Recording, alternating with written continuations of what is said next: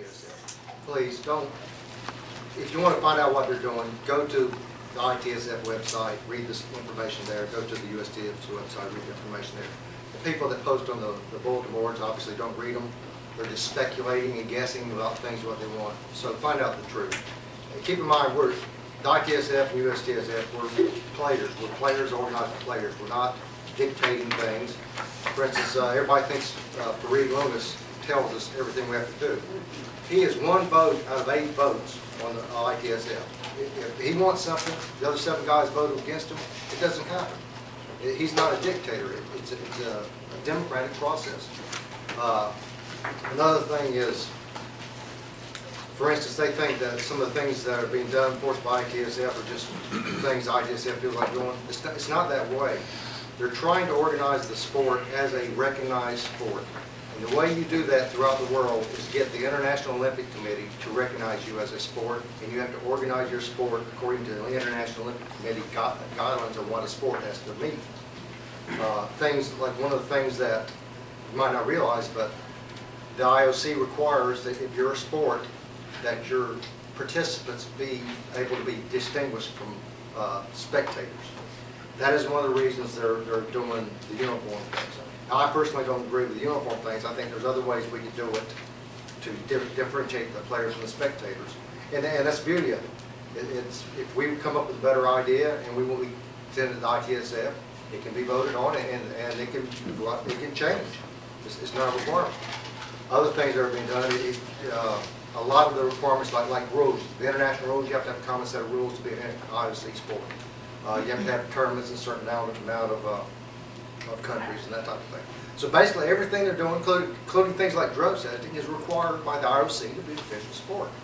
And once you have IOC recognition as a sport, which they've made several important steps towards making it, that opens up various things. For instance, foosball could become a part of the Pan Am Games. You can't be part of the Pan Am Games without being an IOC recognized sport. We'll never be in the Olympics. The Olympics is not going to have foosball. But it opens up a lot of other opportunities. Not necessarily in the United States, but if you're an IOC recognized sports, the governments will sponsor you. Will give you some sponsorship in that type of thing. And so there's a lot of, and of course, organizations, companies will more likely give sponsorship to a recognized sport than some recreational game. So just keep in mind that everything that's being done is basically being enforced by the IOC type of rules and things.